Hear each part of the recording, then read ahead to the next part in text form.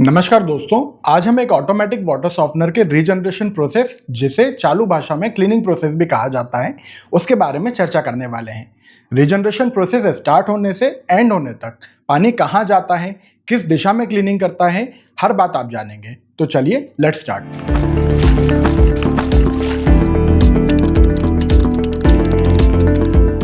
जिस वक्त एक ऑटोमेटिक वाटर सॉफ्टनर को कमांड मिलता है क्लीनिंग का, तो सबसे पहली प्रोसेस जो एक्टिवेट होती है उसे कहा जाता है बैकवॉश। बैकवॉश को आप ऐसे समझ सकते हैं जैसे जब आप खुद नहाने जाते हैं तो सबसे पहले आप एक नॉर्मल वाटर से शॉवर लेते हैं। रेजिन भी इसी तरीके से पहला शॉवर लेती है। आप शॉवर इस वजह से लेते हैं ताकि बॉडी से कोई ऑयल हो एक्स्ट्रा वो निकल सके, पसीना हो वो निकल सके। रेजिन का भी जो बैकवॉश होता है वो इसी वजह से होता है ताकि कोई फॉरेन मटेरियल, कोई डस्ट, कोई डर्ट अगर रेजिन के आसपास है, रेजिन की जो बीड्स हैं उसके ऊपर डिपॉजिट है, तो वो निकल सके। और ये अकेली ऐसी प्रोसेस होती है जो रिवर्स बैकवॉश में होती है, यानी जो सर्विस मोड के टाइम पर पानी ऊपर से नीचे की तरफ गिर रहा होता है। इस अकेली प्रोसेस में जो क्लीनिंग होती है, पानी नीचे से ऊपर की तरफ अपोजिट फोर्स में रेजिन बेड को क्लीन कर रहा होता है। तो यही जो प्रोसेस है जिम्मेदार होती है रेजिन के आसपास का जितना भी मड है, डस्ट है, फॉरेन मटेरियल है, उसको बाहर करने के लिए। इस प्रोसेस का टाइमिंग लगाना सही तरीके से बहुत ज़्यादा इंपॉर्टेंट है। अगर आपने आपके वाटर सॉफ्टनर के साथ कोई सैंड फिल्टर नहीं लगाया है तो 10 से 15 मिनट का मिनिमम टाइम आप इस प्रोसेस का ज़रूर रखवाएं। अगर आप ऐसा समय नहीं रखवाते हैं तो डस्ट और डर्ट आपके रेजिन को पकड़े रहेगी, छोड़ेगी नहीं, और हमारा जो नेक्स्ट प्रोसेस है सॉल्ट का सक्शन का, ब्राइन सक्शन का, वो उतना इफेक्टिव काम नहीं कर सकता। रीजनरेशन का नेक्स्ट प्रोसेस है जिसका नाम है ब्राइन सक्शन। ब्राइन सक्शन आप ऐसे समझ सकते हैं जैसे अब आपने शॉवर ले लिया है, अब आप अपनी बॉडी पर साबुन लगाएंगे ताकि कोई मैल वगैरह हो तो वो आपकी बॉडी से निकल सके। वैसे ही वाटर सॉफ्टनर उसकी रेजिन को अब सॉल्ट वाटर से, ब्राइन सॉल्यूशन से नहलाएगा ताकि जितना भी कैल्शियम, मैग्नीशियम रेजिन ने अपनी सतह पर कलेक्ट किया हुआ है वो NaCl के साथ, सॉल्ट के साथ बॉन्ड क्रिएट कर सके। अब ये टाइमिंग कितना होना चाहिए? आप साबुन कब तक लगाते हैं? जब तक पूरी बॉडी पर साबुन ना लग जाए। वैसे ही इसका भी टाइमिंग तब तक होना चाहिए जब तक आपके ब्राइन टैंक में उपलब्ध सारा का सारा ब्राइन वाटर आपके वाटर सॉफ्टनर के वेसल के अंदर ना उतर जाए। नेक्स्ट रीजनरेशन प्रोसेस का नाम है brine refill and slow wash. जैसे अब आपकी बॉडी पर साबुन लगा हुआ है, अब आप क्या करेंगे? उस साबुन को घिसेंगे पूरी बॉडी पर ताकि उसमें अच्छा झाग बन सके।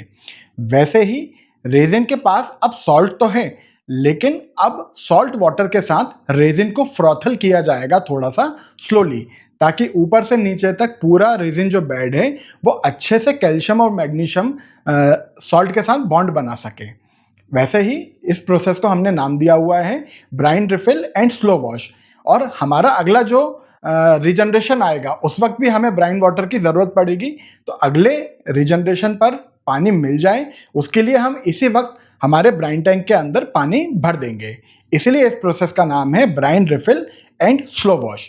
इसका टाइम तब तक रखना है जब तक आपके ब्राइन टैंक के अंदर एक तय सीमा तक, एक सेट लेवल तक पानी ना भरा जाए और एक अच्छा खासा स्लो वॉश आपके रेजिन को नहीं मिल जाता। इतना समय आपको इसको लगाना चाहिए। यूजुअली डोमेस्टिक वाटर सॉफ्टनर्स की अगर हम बात करें तो 9 से 10 मिनट, 11 मिनट, 12 मिनट तक भी इसका समय लगाते हैं काफ़ी लोग। अब लास्ट और फाइनल जो रीजनरेशन प्रोसेस का नाम है उसको कहते हैं फास्ट रिंस। अब आपने पहले प्लेन शॉवर ले लिया, साबुन लगा लिया, घिस लिया, अब आप क्या करेंगे? फाइनली एक अच्छे फ्लो से शॉवर लेंगे ताकि साबुन आपके शरीर को छोड़कर ड्रेन हो सके। वैसे ही हमारा जो वाटर सॉफ्टनर है वो भी अपनी रेजिन को एक हाई फ्लो फास्ट रिंस देगा ताकि जितना भी कैल्शियम, मैग्नीशियम सॉल्ट के साथ बॉन्ड बना के अभी भी वेसल के अंदर बैठा हुआ है वो ड्रेन लाइन से ड्रेन हो सके। अब आप नहाकर पूरी तरह तैयार हो चुके हैं। वैसे ही हमारी रेजिन भी रीएक्टिवेट हो चुकी है आगे आपके वाटर को सॉफ्ट करने के लिए। इस कंप्लीट प्रोसेस को कहा जाता है वाटर सॉफ्टनर का रीजनरेशन। आइए अब हम समझते हैं कुछ 2-3 पॉइंट्स जो कि बहुत ज़्यादा इंपॉर्टेंट होते हैं, जिनका आपको बहुत ज़्यादा ध्यान रखना पड़ता है। चारों प्रोसेस एक दूसरे से लिंक्ड हैं। इसलिए अगर किसी भी प्रोसेस का टाइम सही नहीं है, ऊपर नीचे है, तो ओवरऑल जो रिजल्ट है, ओवरऑल जो वाटर सॉफ्टनिंग का सही महत्व है वो खत्म हो जाता है। तो आप अपने टेक्नीशियन को बोलिए सही सही समय वो आपके वाटर सॉफ्टनर के मल्टीपोर्ट के अंदर सेट करके दें।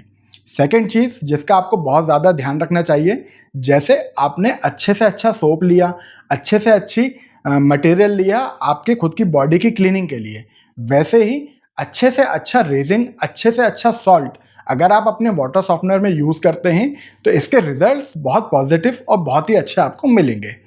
तीसरी चीज़, जितना ज़्यादा टेक्निकल आपका टेक्नीशियन होगा, आपका ब्रांड होगा, जिस ब्रांड के साथ आप अपना वाटर सॉफ्टनिंग का प्रोजेक्ट करवा रहे हैं, उतना ही अच्छा आपको रिजल्ट मिलता है। तो एक बढ़िया कंपनी, एक टेक्निकली साउंड कंपनी के साथ जुड़कर ही आपको अपना वाटर सॉफ्टनर का प्रोजेक्ट हमेशा करवाना चाहिए। मेरी कोई भी बात आपको नहीं समझ में आई है तो दी गई इन्फॉर्मेशन पर आप कांटेक्ट कर सकते हैं और कमेंट बॉक्स भी खुला हुआ है। अगर आप कोई कमेंट करेंगे, कोई आपके सवाल हैं, तो हमारी टीम आपको जवाब देगी।